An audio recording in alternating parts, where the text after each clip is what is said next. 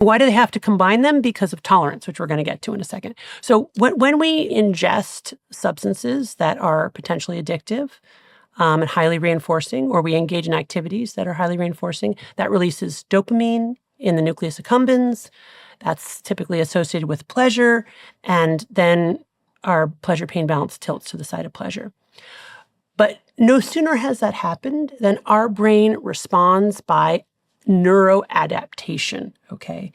And that's where we then downregulate dopamine transmission. When you say downregulate, do you mean reduce? Yes. So in the brain's reward pathway, we then reduce dopamine transmission.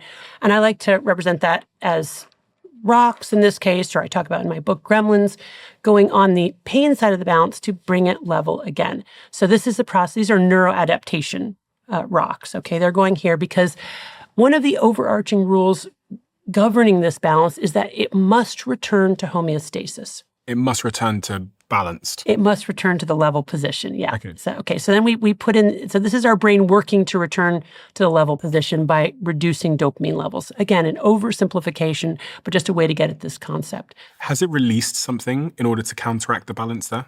In this simplified metaphor, at the simplest level, what's happening here is that it's, for example, taking away dopamine receptors so that there's fewer places for dopamine to land, thereby decreasing dopamine transmission. Because it has been flooded.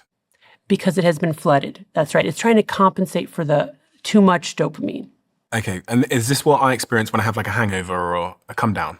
Right. So that's coming. So what happens is once we've gone with this process of neuroadaptation, it would be nice if that pleasure-pain balance just went back to the level position. And then there would be no hangover. But it doesn't. It continues to go down an equal and opposite amount to the side of pain. This is this opponent process mechanism. Oh, now my brain is dopamine starved. That's it. Okay. Now so that doesn't feel good. Yes. And that doesn't feel good. And you have basically two options here. More dopamine. You can get more dopamine, right, to bring yourself back. So I'm now putting the cigarettes back under the pleasure thing. And some whiskey. And so let's add some whiskey, because that's what you got to do, because this is tolerance, right? You need more and more of your drug over time to get the same effect, or you need to combine drugs to overcome tolerance. And by the way, this is, of course, the fastest way to get back to the level position is to use more of your drug, right? Because then you're right there, you're back again.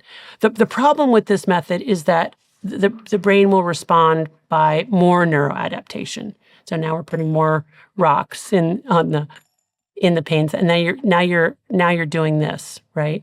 Now I need even more to. Now you need even more, right? So, and eventually over time, you're doing this, and this is simply a metaphorical representation of the addicted brain.